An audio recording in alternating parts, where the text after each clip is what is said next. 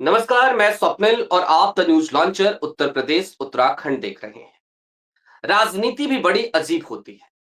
देखिए ना, भारतीय जनता पार्टी और आज की तारीख में भारतीय जनता पार्टी के सिरमौर नरेंद्र मोदी बार बार ये कहते हैं कि हमारे यहां परिवारवाद नहीं, लेकिन फिर किसी का जन्म दिवस आता है और उस जन्म दिवस पर एक कॉलम छपता है या फिर कि कॉलम छपवाया जाता है, और छपवाया जाता है तो उसमें क्या इशारे किए जाते हैं। क्या किसी की सियासत में एंट्री तो बहुत पहले जिसकी हो चुकी थी, अब उसकी ताजपोशी कराने की कवायद चल रही है, या फिर कि ये जुगलबंदी है इस बात की कि एक तीर से कई निशाने कर दिए जाएं। ये लॉबिंग हो रही है या फिर कि पीछे की कहानी कुछ और है, और कौन है वो परिवारवाद का पुराना चेहरा जो अब अपनी ताजपोशी के लिए बेकरार हो चला है। सारी बातें जरा विस्तार से करेंगे, और इन बातों को समझने के लिए जाहिर सी बात है, संतोष पाठक से बेहतर चेहरा कौन ही हो सकता था। तो हमने दावत दी है संतोष पाठक जी को। जोड़ लीजिए जरा संतोष भाई को। संतोष भाई, बहुत बहुत स्वागत है। सबसे पहले वो कॉलम हम स्क्रीन पे लगाते हैं, और उस कॉलम के लगाने के साथ ही संतोष जी आज आपके हवाले है। आप समझाइए, क्योंकि आप इस राजनीति को बखूबी समझते हैं, इन चेहरों के साथ बखूबी आपने इन तमाम चेहरों को, इनके पिताजी को आपने बहुत कवर किया है, इनके आकाओं को बहुत कवर किया है, तो आप ही समझाइए। एक कॉलम लगा दीजिए जरा संतोष भाई। ये कॉलम है नीरज सिंह जन्मदिन विशेष, लखनऊ भाजपा की धड़कन। अब देखिए, लखनऊ भाजपा की धड़कन है ये। जनमत टुडे का कॉलम है पूरा एक पेज का, और अटल राजनाथ की विरासत का सच्चा वारिस। अटल राजनाथ के बाद उनकी विरासत को संभालने वाला सच्चा वारिस। हटाइए एक बार जरा ऐसे स्क्रीन से। संतोष भाई, क्या है ये?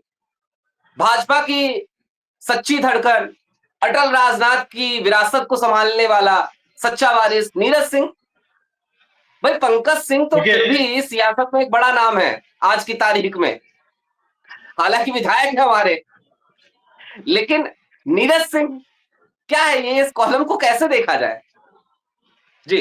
स्वप्निल भाई, सबसे पहले तो the news launcher Uttar Pradesh Uttarakhand के तमाम दर्शकों को नमस्कार। और नीरज सिंह राजनाथ सिंह के जो छोटे बेटे हैं, कल उनका जन्मदिन था, तो हम भी बिलेटेड हैप्पी बर्थडे कह देते हैं। लेकिन अब आते हैं जरा इस देश की राजनीति पर। नीरज सिंह कौन है, पहले आपको ये बता देता हूँ। राजनाथ सिंह के छोटे बेटे हैं, और उनका अपना जो सोशल मीडिया पर प्रोफाइल है, हमने कहा कि उन्हीं के प्रोफाइल से आपको बताया जाए कि वो अपने आप को किस रूप में देखना पसंद कर रहे हैं और क्या क्या जिम्मेदारी उनके पास है।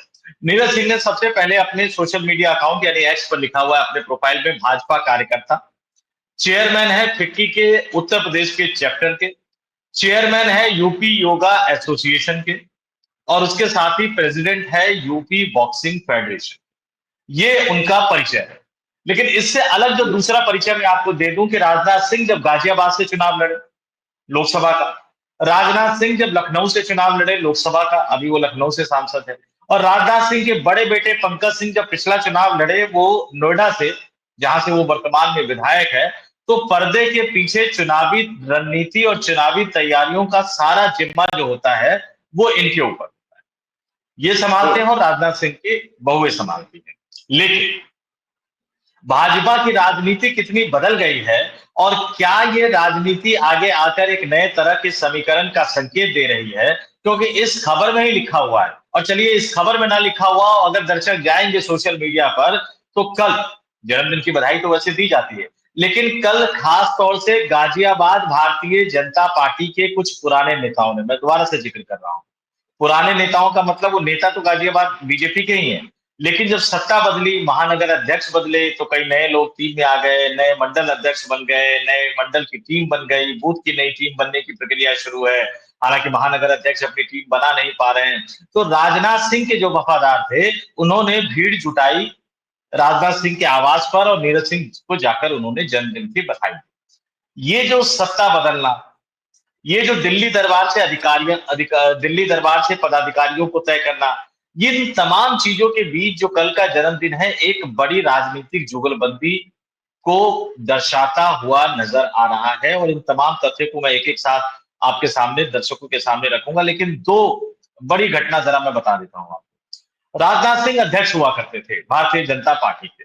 भारतीय जनता पार्टी के संसदीय बोर्ड की बैठक चल रही थी। पहले चुनाव समिति की बैठक होती है, फिर संसदीय बोर्ड की बैठक होती है। उत्तर प्रदेश के विधानसभा चुनाव के उम्मीदवारों पर चर्चा हो रही थी, और जैसे ही राजनाथ सिंह के बड़े बेटे का नाम आया, पंकज सिंह का, तो राजनाथ सिंह राष्ट्रीय अध्यक्ष होने के बावजूद उस बैठक से उठकर बाहर चले गए। उन्होंने कहा कि चूंकि ये मेरे परिवार का मसला है, इसलिए मेरा इस समय बैठे रहना उचित नहीं है। पहले आप इस सीट को तय कर लीजिए, फिर मैं आके बैठूंगा। उस सीट को तय कर लिया गया। राजनाथ सिंह के बड़े बेटे पंकज सिंह को टिकट दे दिया गया। अटल बिहारी वाजपेयी, लालकृष्ण आडवाणी जैसे दिग्गज नेताओं ने उस पर अपनी सहमति जता दी। बाद में जब वो सीट तय हो गई तो राजनाथ सिंह फिर मीटिंग में आए, क्योंकि बैठक की अध्यक्षता वही कर रहे थे, वो पार्टी के राष्ट्रीय अध्यक्ष थे। उसके बाद वो घर गए। उन्होंने पंकज सिंह को कहा कि बेटे आप जाओ, अटल जी से जाके मिलो और उन्हें अपना टिकट वापस लौटा दो। उन्होंने पूछा क्यों भाई, राजनीति में टिकट आमतौर पर वापस लौटाया नहीं जाता है। तो उन्होंने कहा कि मैं जिस संसदीय बोर्ड की, मैं जिस चुनाव समिति की अध्यक्षता कर रहा हूं, वही चुनाव समिति, वही संसदीय बोर्ड अगर मेरे ही बेटे को टिकट दे, कम से कम मेरे अध्यक्ष रहते तो ऐसा नहीं होना चाहिए कि मेरे परिवार के लोगों को टिकट मिले। और पंकज सिंह ने वो टिकट वापस कर दिया। एक वो दौर था अटल आडवाणी की भारतीय जनता पार्टी वाला दौर। और अब एक दूसरा दौर आ गया, जब राजनाथ सिंह के छोटे बेटे को अटल और राजनाथ सिंह का सच्चा वारिस बताया जा रहा है। ये एक नई तरह की जुगलबंदी की कहानी बयां कर रहा है। एक वाक्य और बताता हूं। 2017 का उत्तर प्रदेश का विधानसभा चुनाव, यूपी जी बीजेपी ने बनाए पोस्टर। पोस्टर में 6 बड़े दिग्गज नेताओं के चेहरे दिखाए। राजनाथ सिंह को चुनाव के समय, चुनाव से पहले 15 दिन पहले बुलाकर ये कहा गया कि आप उत्तर प्रदेश मुख्यमंत्री पद का उम्मीदवार बनकर चले जाइए। राजनाथ सिंह ने हाथ खड़े कर दिए कि मैं दिल्ली की राजनीति में ठीक हूं, मैं उत्तर प्रदेश नहीं जाना चाहता। उसके बाद चुनाव का दौर शुरू हो जाता है। मुझे जहां तक ध्यान आ रहा है, शायद शिवरात्रि का दिन था। शिवरात्रि के दिन खिंड से माहौल में योगी आदित्यनाथ बैठे हुए थे। वो जनता दरबार अपने मठ में लगा रहे थे। आमतौर पर वो जब मुख्यमंत्री नहीं थे, सिर्फ एक सांसद के तौर पर भी वो जनता दरबार लगाते थे, लोगों की जनता बाकायदा दरबार मदद लगाते की करते। जी जी। एक बुजुर्ग महिला पहुंची जो शायद मथुरा या आगरा से आई थी, मुझे एग्जैक्ट संतोष याद भाई एक नहीं आ बात रहा। बता दूं, संतोष भाई एक बात बता दूं, जब वो बतौर सांसद काम कर रहे थे और जनता दरबार लगाते थे, तो जितनी मदद इस समय बतौर मुख्यमंत्री वो कर पा रहे हैं जनता दरबार में, उससे कई गुना ज्यादा मदद वो बतौर सांसद कर दिया करते थे। हाँ बिल्कुल। Please continue. तो वो वाक्य बताता हूँ। तो महिला आई, उसका शायद पैसा वैसा सब चोरी हो गया था, उसको वापस अपने क्षेत्र में जाना था। योगी जी ने अपने कार्यालय के जो कर्मचारी होते उनको कहा कि इनको कुछ पैसा दे दो, और ये भी कहा कि इनको जाके ट्रेन में बिठा के आ जाओ। मथुरा या आगरा वाली ट्रेन थी, कि कोई ट्रेन का नाम उन्होंने लिया था कि उस ट्रेन में आकर बिठा दो। अचानक राजनाथ सिंह की एंट्री होती है मठ के अंदर। 2017 के विधानसभा चुनाव के दौरान, स्वप्निल भाई, अचानक राजनाथ सिंह की एंट्री होती है। और जैसे ही राजनाथ सिंह की मठ में एंट्री होती है, योगी आदित्यनाथ जैसे ही राजनाथ सिंह को देखते हैं, तुरंत उठकर उनके पास जाते हैं। और दोनों, वो जनता दरबार के पीछे उनका कार्यालय था। कार्यालय मंदिर जो है, मंदिर का जो मुख्य परिसर है, जो मुख्य भवन है, उससे और उनका कार्यालय के बीच में एक छोटा सा रास्ता जा रहा है।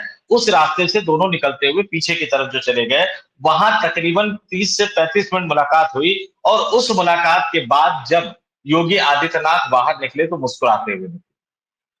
मुझे उस दिन उनका इंटरव्यू करना था। मैंने पूछा मुस्कुराहट की वजह, तो गुजराती लॉबी की दोनों ने अपनी आलोचना की। मुस्कुराहट की वजह को वो टाल गए।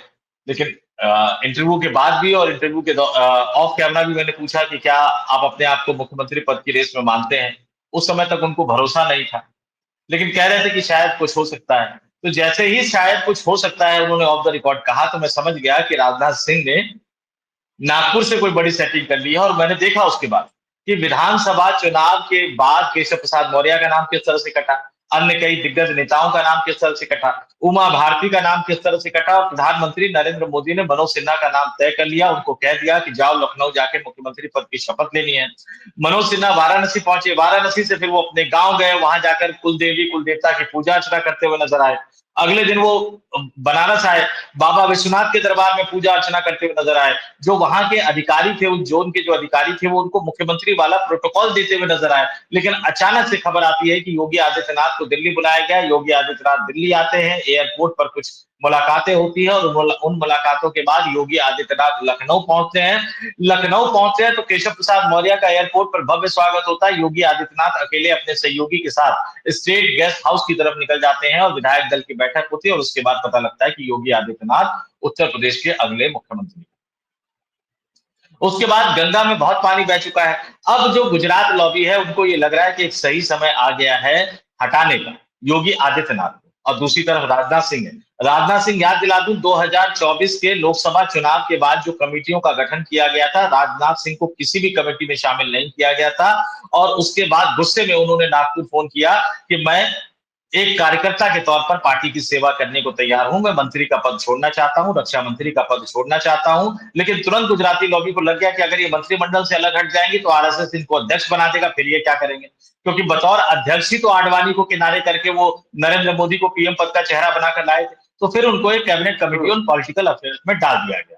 लेकिन राजनाथ सिंह के पास कितने अधिकार है, कितने काम कर पा रहे हैं, वो हम और आप सभी जानते हैं। तो फिर वही बात आती है कि जब आप मुसीबत में फंसते हैं तो दो बड़े लोग साथ हो जाते हैं। तो इस जन्मदिन के बहाने आप देखेंगे कि योगी आदित्यनाथ के भी कई करीबी नेता इनको बधाई देने के लिए इनके घर पहुंचे थे। तो अब लग रहा है राजनाथ सिंह और योगी आदित्यनाथ दोनों को कि अगर हम अकेले अकेले रहे तो गुजराती लॉबी हमारे राजनीतिक अस्तित्व को खत्म करके, विदा तो उनको भी होना है, वो समय आ गया है, लेकिन उससे पहले हमारे राजनीतिक अस्तित्व को खत्म कर देंगे। तो राजनाथ सिंह और योगी आदित्यनाथ के बीच में एक जुगलबंदी उभरती हुई नजर आ रही है। और मोहन भागवत, हम जो चीज भी बताते हैं स्वप्निल भाई, वो तथ्यों के साथ बताते हैं। मोहन भागवत साहब का जरा बयान सुनिए पिछले 2 दिनों के दौरान। मंदिर, पानी और शमशान में कोई भेद नहीं होना चाहिए। मंदिर, पानी और शमशान में कोई भेद नहीं होना चाहिए, किसको कह रहे हैं? गुटबाजी नहीं होनी चाहिए, किसको कह रहे हैं? एक दूसरे के खिलाफ काम नहीं होना चाहिए, किसको कह रहे हैं? और सबसे बड़ी बात जो उन्होंने एक बात कही बड़ी अच्छी है, हिंदू राष्ट्र का सत्ता से कोई लेना देना नहीं। गुजराती लॉबी क्या कहती है? मंदिर तो तभी बन पाया जब हम सत्ता में थे। 370 और 35 से तो तभी हट पाया जब हम सत्ता में थे। समान जी। नागरिक संहिता का काम तभी आगे बढ़ रहा है जब हम सत्ता में हैं। मोहन भागवत ने साफ साफ कल कह दिया कि सत्ता की धौंस मत दिखाना, क्योंकि हम जिस तरह का हिंदू राष्ट्र बनाना चाहते हैं, आरएसएस का जो लक्ष्य अखंड भारत का है, आरएसएस का जो लक्ष्य विश्व गुरु भारत को बनाने का है, उसका सत्ता से कोई लेना देना नहीं है। तो पिछले 2 दिनों के दौरान ठोक कर मोहन भागवत एक के बाद एक ऐसे बयान दे रहे हैं जो गुजराती लॉबी को आईना दिखाता हुआ नजर आ रहा है। और ये बयान दिल्ली में बैठकर, दिल्ली के विज्ञान भवन में बैठकर, और विज्ञान भवन से प्रधानमंत्री नरेंद्र मोदी के सरकारी आधिकारिक आवास 7 लोक कल्याण मार्ग की दूरी महज कुछ किलोमीटर, और वहां से प्रधानमंत्री का जो कार्यालय है वो तो और भी 1.5 पौने 2 किलोमीटर के बराबर। तो यहां बैठकर अगर वो सीधे सीधे गुजराती लॉबी को चुनौती दे रहे हैं, तो इसका मतलब है कि ये चुनौती सिर्फ वो नितिन गडकरी या देवेंद्र फडणवीस की ताकत पर नहीं दे रहे हैं। नितिन गडकरी के खिलाफ सोशल मीडिया पर पिछले 72 घंटों में किस तरह का कैंपेन चल रहा है, जरा आप देख लीजिए उठा के। उनके बेटे को लेकर किस तरह का कैंपेन चल रहा है कि उनके बेटे ने 1 साल में कितना पैसा कमा लिया, कितना गुना प्रॉफिट कमा लिया। ये ठीक उसी तरह का कैंपेन है जैसे कि 2012 में चला था, जब हरियाणा में भारतीय जनता पार्टी की बैठक हुई और बीजेपी के संविधान को बदल दिया गया कि कोई भी व्यक्ति लगातार 2 बार पार्टी का राष्ट्रीय अध्यक्ष बन सकता है, क्योंकि नितिन गडकरी को अध्यक्ष बनाना था। लेकिन जैसे ही ये सुगबुगाहट शुरू हुई, पूर्ति का मामला सामने आया।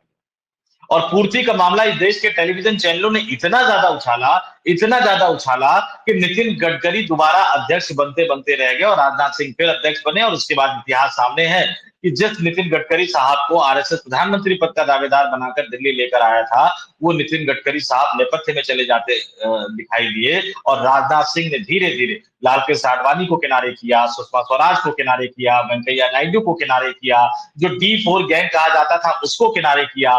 बहुत ज्यादा प्रेशर था। गोवा में कार्यकारिणी की बैठक बुलाई गई, लालकृष्ण आडवाणी उस बैठक में नहीं गए, लालकृष्ण आडवाणी कैंप के कई नेता उस बैठक में नहीं गए। लेकिन इसके बावजूद उन्होंने गोवा की कार्यकारिणी की बैठक में नरेंद्र मोदी को लोकसभा चुनाव 2014 को लेकर भाजपा की चुनाव प्रचार समिति का मुखिया चुन लिया। अगले दिन ही, महज कुछ घंटे बाद ही, लालकृष्ण आडवाणी ने भारतीय जनता पार्टी के सभी पद से इस्तीफा दे दिया।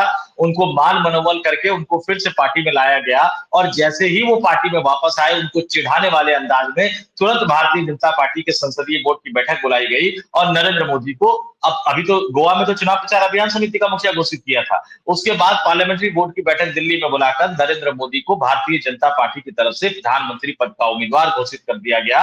एनडीए गठबंधन से बात करके फिर उन्हें एनडीए गठबंधन का प्रधानमंत्री पद का उम्मीदवार घोषित कर दिया गया। तो राजनाथ सिंह बहुत महीन खेला करते हैं, बहुत महीन खेला करते हैं। पुराने भाजपाई लोग जानते हैं कि किस तरह से कल्याण सिंह की गोटी उन्होंने काट दी। कल्याण सिंह की सरकार में मंत्री रहते हुए, जैसे आजकल केशव प्रसाद मौर्य और ब्रजेश पाठक दिल्ली लगभग हर सप्ताह आ जाते हैं ना, राजनाथ सिंह भी हर सप्ताह हर 10 दिन पर दिल्ली आ जाते हैं। कल्याण सिंह कई बार मजाक में पूछते भी थे, जब उनसे दिल्ली के बारे में कुछ कहा जाता था, बगल में राजनाथ सिंह खड़े रहते थे लखनऊ में, तो कहते थे नहीं सिंह साहब है लगातार दिल्ली जाते रहते, दिल्ली का राजनीतिक मौसम तो यही आपको बताएंगे। और उनके लगातार आने से लोग यहां तक कहते हैं कि कल्याण सिंह और अटल बिहारी वाजपेयी के बीच में जो खटास पैदा हुई, उस खटास का सबसे बड़ा कारण राजनाथ सिंह है। हालांकि राजनाथ सिंह दोनों के गुड बुक में बने रहे। राजनाथ सिंह आज की तारीख में भी, आज से पहले भी, अभी देखिए कि जो भी आप कह लीजिए, गुजराती लॉबी के भी गुड बुक में थोड़े बहुत हैं और संघ के गुड बुक में भी है, और दोनों लड़ रहे हैं। ये राजनाथ सिंह का टैलेंट है, जिस टैलेंट को हमें खारिज नहीं करना चाहिए। और इसलिए अगर राजनाथ सिंह का हाथ योगी आदित्यनाथ के साथ है, तो ये तय मानकर चलिए कि बड़ा खेला होगा। और जिस तरह से मोहन भागवत साहब एक के बाद एक के बाद एक इशारे करते नजर आ रहे हैं, उसे लग रहा है कि इन तीनों के बीच में कुछ मामला सेट हो गया और ये तय हो गया है कि इन तीनों नेताओं को आगे जाकर क्या करना है 17 सितंबर तक, अगर कुछ बड़ा बदलाव नहीं हुआ तो। नहीं, एक बात और संतोष भाई, ये जो कवायद दिख रही है, ये जो कॉलम छपा या ये जो बधाई देने का एक पूरा जो है वो चला, जिसमें मैंने देखा कि भूपेंद्र सिंह ने, जो उत्तर प्रदेश के वो रहे, उन्होंने बधाई दी। उसके अलावा नंद किशोर गुर्जर, लोनी विधायक, उन्होंने बधाई दी। तमाम सिसोदिया, ये वो तमाम लोग बधाई दे रहे हैं। दिनेश शर्मा जी ने भी बधाई दी है, पूर्व डिप्टी चीफ मिनिस्टर और वर्तमान समय में राज्यसभा सांसद। ये सब लोग बधाई दे रहे हैं नीरज सिंह को। नीरज सिंह बकायदा सबको सम्मान के साथ फेसबुक पे उन सबको ट्वीट कर वो रीपोस्ट करते हुए लिख भी रहे हैं। खूब लंबी चौड़ी पोस्ट नीरज सिंह भी कर रहे हैं। मैं ये समझना चाह रहा हूं, ये पूरी कवायद क्या सिर्फ और सिर्फ एक लोकसभा सीट के लिए होगी? ऐसा लगता तो नहीं है कि ये सिर्फ एक लोकसभा सीट तक सीमित है कि भैया पिताजी लखनऊ से कहीं और चले जाएंगे और मुझे लखनऊ चाहिए। लोग कह रहे हैं कि इसलिए है बस। ऐसा है क्या वाकई में? नहीं, आपको लगता है क्या कि उस ऐसा है? उसमें एक चीज देखिए, मैं अभी जो राजनाथ हम्म, सिंह के टैलेंट की बात कर रहा था, नंद किशोर गुर्जर और योगी आदित्यनाथ हाँ, देखिए आप। कैसे दिखते हैं सब जानते हैं, सब जानते हैं। लेकिन योगी आदित्यनाथ और राजनाथ सिंह के रिश्ते अच्छे हैं, और नंद किशोर गुर्जर जो है वो योगी राजनाथ सिंह के बेटे को जन्मदिन की बधाई दे रहे हैं। यही राजनाथ सिंह का टैलेंट है। और अच्छा, राजनाथ सिंह के जो लिंक है सिर्फ भारतीय जनता पार्टी में नहीं है। आज की हाँ, तारीख में भी बिल्कुल। अगर मान अरे लीजिए कि भारतीय उपराष्ट्रपति जनता चुनाव के पार्टी लिए में, राजनाथ सिंह फोन कर रहे हैं विपक्ष के उन लोगों को। चाहे किसान आंदोलन का मसला हो, चाहे विपक्षी हाँ, राजनीतिक दलों को साधने का मसला हो, अब तो पिछले कुछ सालों के दौरान जो सर्वदलीय बैठक होती है ना संसद सत्र से पहले, प्रधानमंत्री ने तो जाना ही छोड़ दिया। उस बैठक की अध्यक्षता नॉर्मली राजनाथ सिंह ही करते हैं। क्यों? जी। क्योंकि प्रधानमंत्री विपक्षी दलों के तीखे हमलों को झेल नहीं पाते, वो राजनाथ सिंह झेलते हैं। तो राजनाथ सिंह के जो लिंक है वो तकरीबन तकरीबन सभी राजनीतिक पार्टी में। अब जरा सीट पर आते हैं। राजनाथ सिंह इस बात को अच्छी तरह से समझते हैं कि अगर गुजराती लॉबी हावी रही तो भले ही हम्म, उनको जो कुछ भी कहा जाए, भले ही उनका जिस विभाग का जिक्र किया जाए, लेकिन हम्म, उनका जन्म प्रधानमंत्री नरेंद्र मोदी से कुछ ही महीनों बाद हुआ था। 1 साल बाद हुआ था, लेकिन कुछ ही महीनों बाद हुआ। सितंबर 1950 में नरेंद्र मोदी साहब का जन्म हुआ।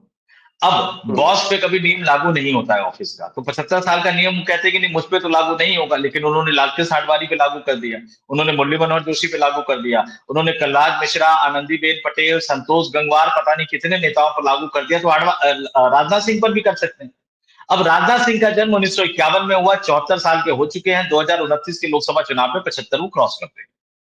अब हम्म, जैसे ही वो 75 क्रॉस कर देंगे तो वो ये मान के चल रहे हैं कि टिकट तो मेरा भी काटा जाए, हम्म, तो वो बेटे को आगे बढ़ा रहे हैं। अब जो बड़े बेटे हैं पंकज सिंह, विधायक है, उत्तर प्रदेश भाजपा के प्रदेश उपाध्यक्ष है, और वो यूपी की राजनीति उनको रास आने लगी है। राजनाथ सिंह इस बात को समझते हैं कि यूपी छोड़ा तो सब चला जाएगा। छोटा हम्म, छोटे बेटे को आज से कुछ साल पहले तक वो राजनीति का जो फ्रंट होता है, आमने सामने वाली जो राजनीति है, उससे वो इधर पर्दे के पीछे रहकर काम करते थे, और बेसिकली वो कारोबार संभालते हैं, कारोबारी आदमी। लेकिन इस बार का जन्मदिन जिस तरह से वो सक्रिय हो रहे हैं, तो आप ये तय मानकर चलिए कि वो लोकसभा पर दावेदारी जता रहे हैं। अब क्या होगा, कैसे होगा, क्योंकि नीरज सिंह के बारे में कहा जा रहा था पिछली बार भी कि वो साहिबाबाद विधानसभा से चुनाव लड़ सकते हैं। दोनों बेटों हम्म, में से एक विधानसभा लड़ेंगे, एक लोकसभा लड़ेंगे। अब लखनऊ की लोकसभा या तो राजनाथ सिंह का परिवार लखनऊ से ही लड़ेगा या फिर वो क्या वापस गाजियाबाद शिफ्ट हो जाएगा, इसके लिए थोड़ा इंतजार करना पड़ेगा। लेकिन एक बेटा लोकसभा, एक बेटा विधानसभा, ये आने वाले दिनों में तय मानकर चलिए। लेकिन वो कब होगा? वो तब होगा जब राजनाथ सिंह योगी आदित्यनाथ की जोड़ी जो है वो ताकतवर बनकर उभर कर निकल कर सामने आए। उसके बाद हम्म। राजनाथ सिंह ये खुद तय करेंगे कि उनको रिटायर कब होना है, कैसे रिटायर होना है, बेटे को कहां एडजस्ट करना है और योगी आदित्यनाथ की क्या भूमिका होगी, ये दोनों मिलकर तय करेंगे। लेकिन ये तमाम सवालों के जवाब भविष्य के गर्भ में छिपे हुए हैं। पहले तो 9 सितंबर आने वाला है उपराष्ट्रपति चुनाव की तारीख, फिर 17 सितंबर आने वाला है, 17 सितंबर जिस दिन नरेंद्र मोदी साहब 75 वर्ष के हो जाएंगे। और उससे पहले आज की शाम का इंतजार कीजिए कि 2 दिन से मोहन भागवत जिस तरह से बोले जा रहे हैं, आज शाम को जो 5:30 बजे वाला सेशन होगा वो सवाल जवाब वाला सेशन होगा। और सवाल जवाब, जी। ठीक ठीक है, दौर ऐसा चला गया है जब सवाल जवाब पत्रकारों ने कठिन पूछने थोड़े से बंद कर दिए हैं। लेकिन अभी जो चुनाव आयोग की, मुख्य चुनाव आयुक्त की जो प्रेस कॉन्फ्रेंस हुई थी ज्ञानेश कुमार की छुट्टी के दिन, रविवार के दिन, उस दिन सिर्फ हम्म। 3-4 सवालों ने ही ज्ञानेश कुमार को बेनकाब कर दिया था। तो ग्राउंड जीरो पर जो फील्ड में रहकर जो रिपोर्टर मेहनत करता है, वो तय मानकर चलिए कि वो सवालों की गुगली ऐसा डालता है, भले ही राजनेता कितना भी चतुर हो, उससे बच पाना बहुत मुश्किल होता है। और इसीलिए मैं कहता हूं कि प्रधानमंत्री नरेंद्र मोदी किसको इंटरव्यू देते हैं? अक्षय कुमार, प्रसून जोशी को। और ज्यादा उनका मन कर जाता है तो वो फिर एंकर्स को बिठा के इंटरव्यू देने लगते हैं जो उनके आभा मंडल में आ जाते हैं। हम्म। रिपोर्टर अगर सवाल पूछेगा तो 5-6 सवाल चलो ठीक है भाई, चैनल भी चलाना है, बाकी चीजें भी हैं, लेकिन उसमें 1-2 सवालों की गुगली ऐसा फेंक देता है जिसमें नेता फंस जाते हैं, चाहे वो नरेंद्र मोदी जैसे धुरंधर नेता ही क्यों ना हो। ठीक बात है। तो कुल मिलाकर लग तो यही रहा है कि योगी और राजनाथ ने हाथ मिला लिया है। और हाथ मिलाया है तो क्यों मिलाया है, किस लिए मिलाया है, माहौल क्या चल रहा है भारतीय जनता पार्टी के अंदर, ये तो अब अंदर खाने की बात रही नहीं। और मोहन भागवत जो 2 दिनों से डेरा डाले बैठे हैं, आज तीसरा दिन है, वो भी हर दिन कुछ ना कुछ बोल रहे हैं। और आज उनके सामने क्या सवाल जाएंगे और उनके क्या जवाब आएंगे, इस बात का भी इंतजार करना होगा। फिलहाल के लिए हमें दीजिए इजाजत। बहुत शुक्रिया संतोष भाई। बहुत बहुत धन्यवाद और तमाम दर्शकों को नमस्कार।